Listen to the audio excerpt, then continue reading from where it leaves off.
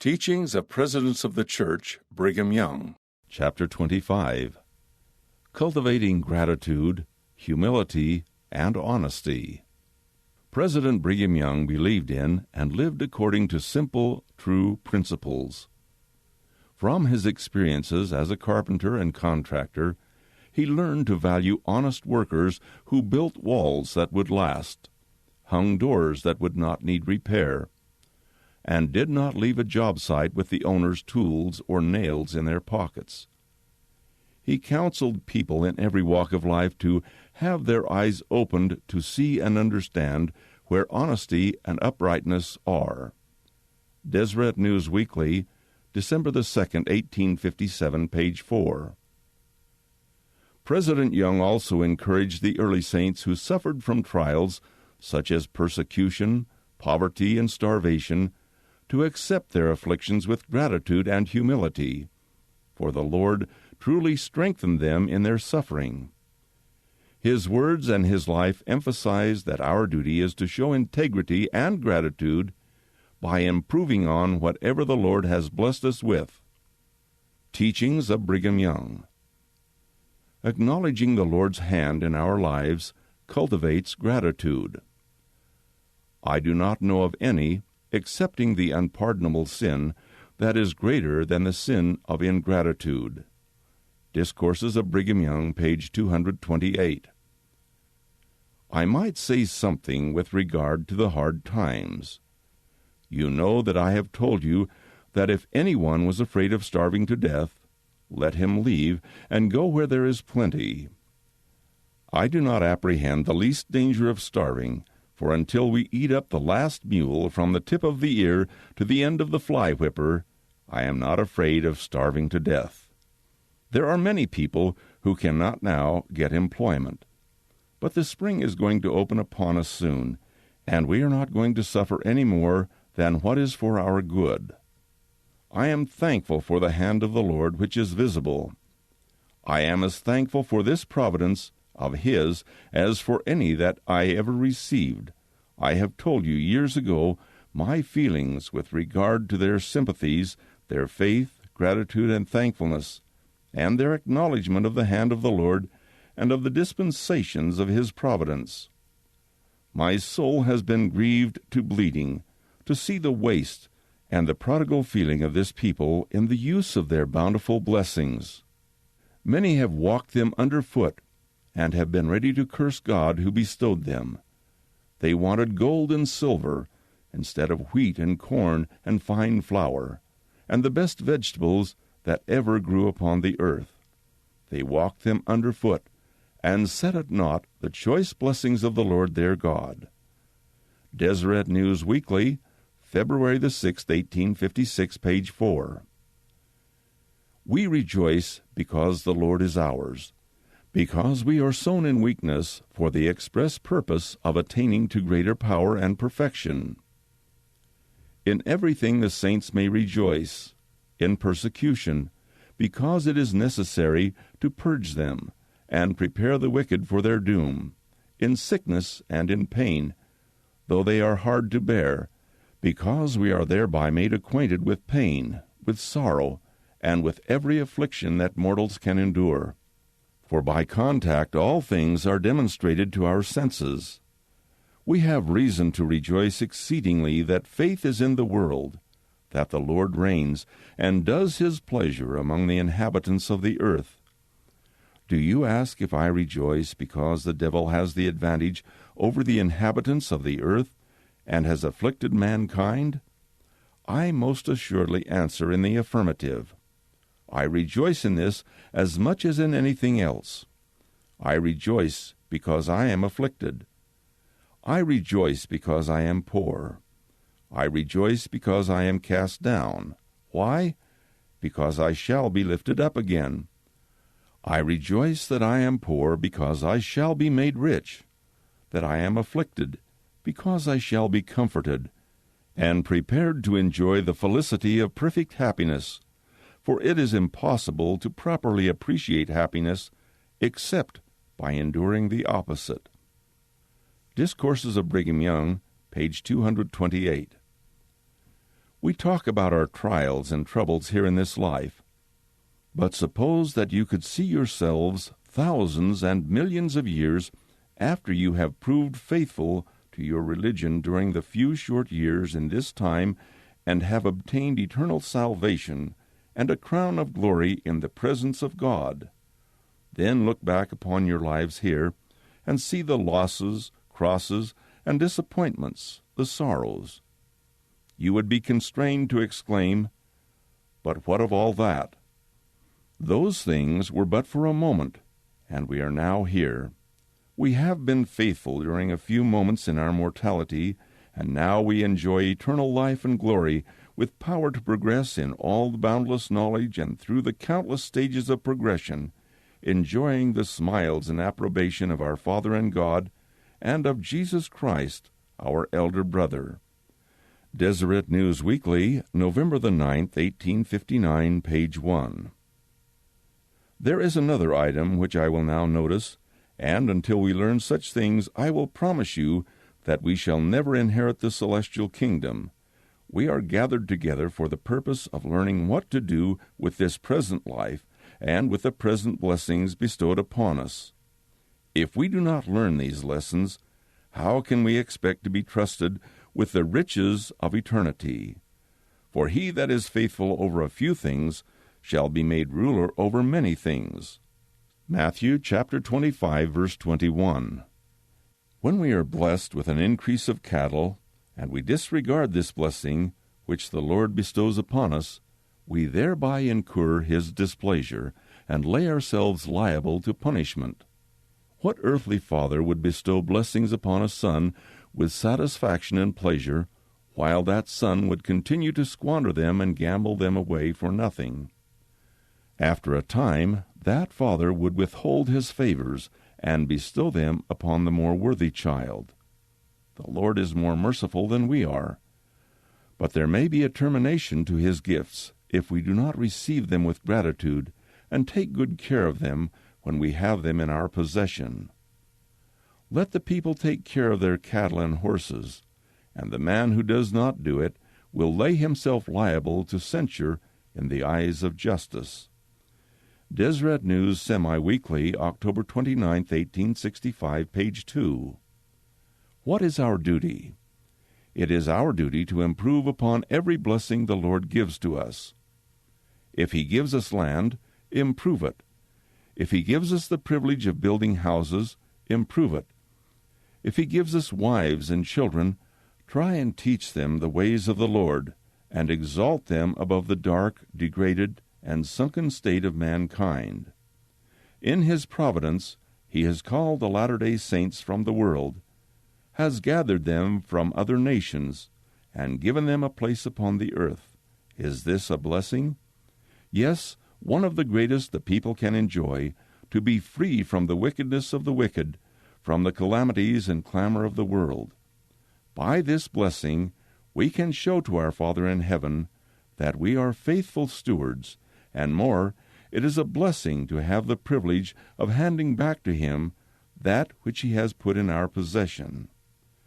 Then it is plain that what I seem to have I do not in reality own, and I will hand it back to the Lord when he calls for it. It belongs to him, and it is his all the time. I do not own it. I never did.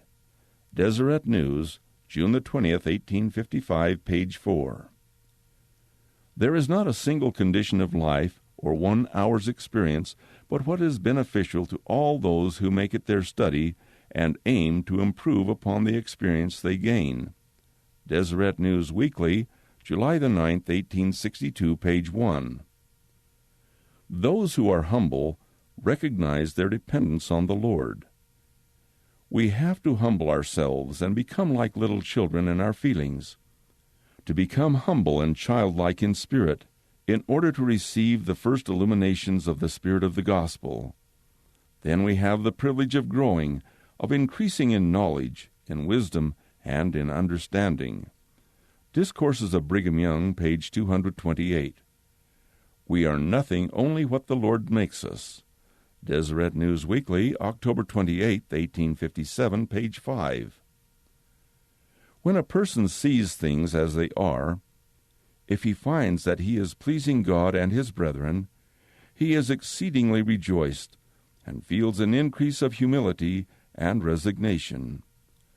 When a man is proud and arrogant, flattery fills him with vanity and injures him, but it is not so when he is increasing in the faith of God. Discourses of Brigham Young, page 228. Who has the greatest reason to be thankful to his God? The man that has no strong passion or evil appetite to overcome, or the one that tries day by day to overcome, and yet is overtaken in a fault? The power of his strength, faith, and judgment is overcome, and he is found in fault through his evil propensities, though he is striving day after day and night after night to overcome.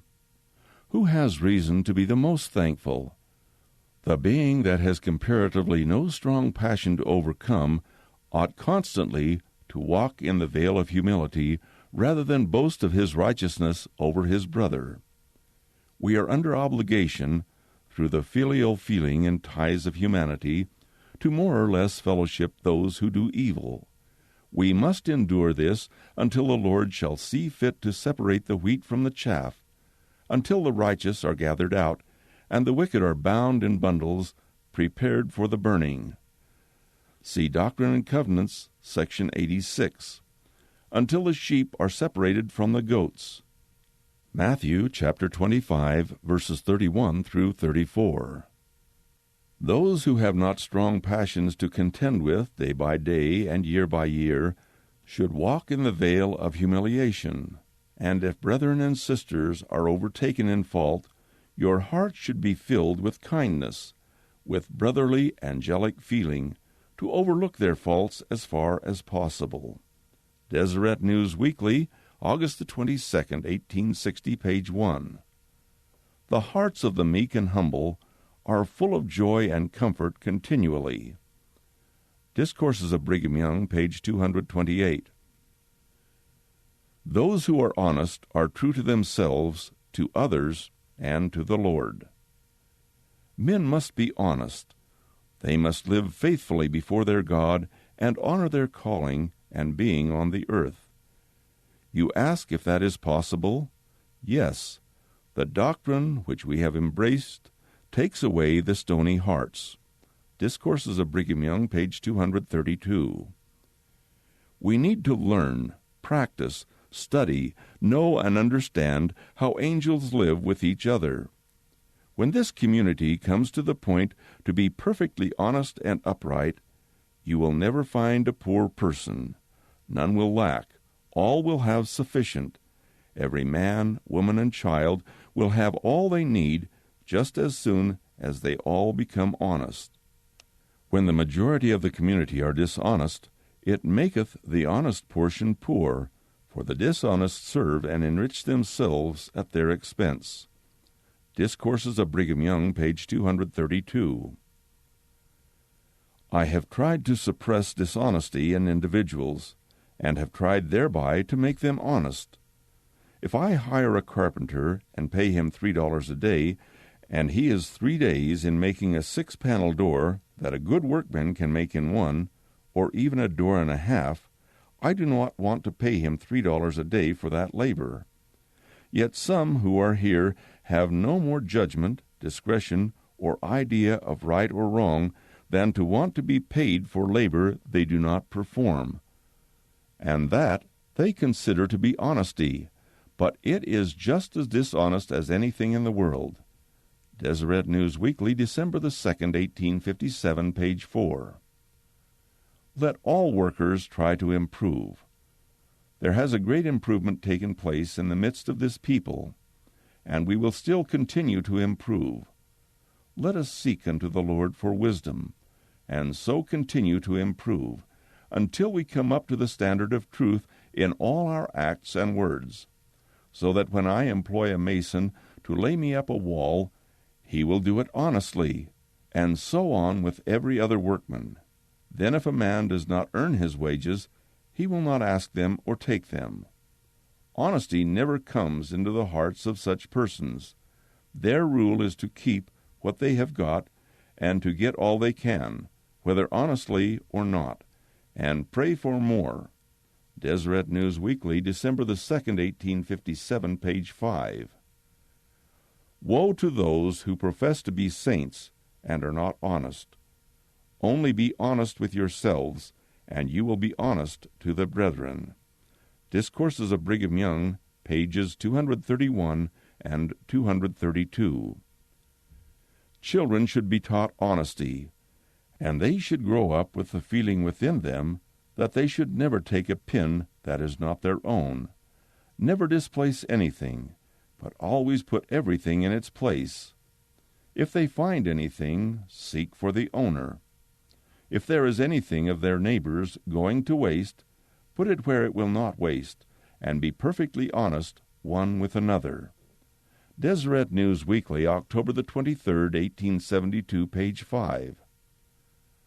Honest hearts produce honest actions.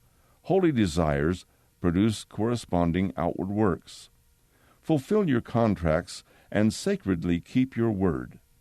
I have no fellowship for a man that will make a promise and not fulfill it. Simple truth, simplicity, honesty, uprightness, justice, mercy, love, kindness, do good to all and evil to none. How easy it is to live by such principles! 1,000 times easier than to practice deception. Discourses of Brigham Young, page 232. It is much better to be honest, to live here uprightly, and forsake and shun evil, than it is to be dishonest. It is the easiest path in the world to be honest, to be upright before God. And when people learn this, they will practice it. Discourses of Brigham Young, page 232. Suggestions for study. Acknowledging the Lord's hand in our lives cultivates gratitude. President Young suggested that the saints should be grateful for wheat, corn, and vegetables rather than gold and silver. What should each of us be grateful for? Doctrine and Covenants, section 59, verses 7 and 21. How have you expressed your gratitude to God, your family, and others? Why do you think President Young taught the saints to rejoice in persecution, sickness, pain, and affliction? What blessings can result from these conditions? How can suffering and trials be for our good? How can we learn to appreciate and value life's difficulties while we are experiencing hard times? President Young said, "We are here for the purpose of learning what to do with this present life and with the present blessings bestowed upon us." What will happen if we do not show gratitude by learning what to do with our present blessings? Mosiah chapter 2, verses 20 and 21. What can we do to show gratitude for our blessings? How can we improve upon every blessing the Lord gives to us? Those who are humble recognize their dependence on the Lord. President Young spoke of the need to become childlike to receive the first illuminations of the Spirit of the gospel, and said that a person can then grow in knowledge and wisdom. What evidence have you seen in yourself or others that this is true? What characteristics do children have that can guide adults in becoming humble? President Young taught, "We are nothing, only what the Lord makes us." How can we know what the Lord wants to make of us? How will our being humble enable the Lord to guide us? Mosiah chapter 3, verse 19. How has the Lord guided your life and helped you become a better person? President Young said, "The being that has comparatively no strong passion to overcome ought constantly to walk in the veil of humility rather than boast of his righteousness over his brother." How can comparing our strength to another's weaknesses lead to pride? What blessings come to those who are humble? Ether chapter 12, verse 27. Those who are honest are true to themselves, to others, and to the Lord. How can angels serve as a model for how families and communities should live with each other? President Young stated that in a community of honest people, none would lack and all would have sufficient. Why would this be true? How does dishonesty affect our communities? How does honesty benefit our communities? How can we teach our children to be honest? Why is it important to be honest in all aspects of our lives? According to President Young, why is being honest 1,000 times easier than practicing deception and the easiest path in the world? End of chapter 25, Cultivating Gratitude, Humility.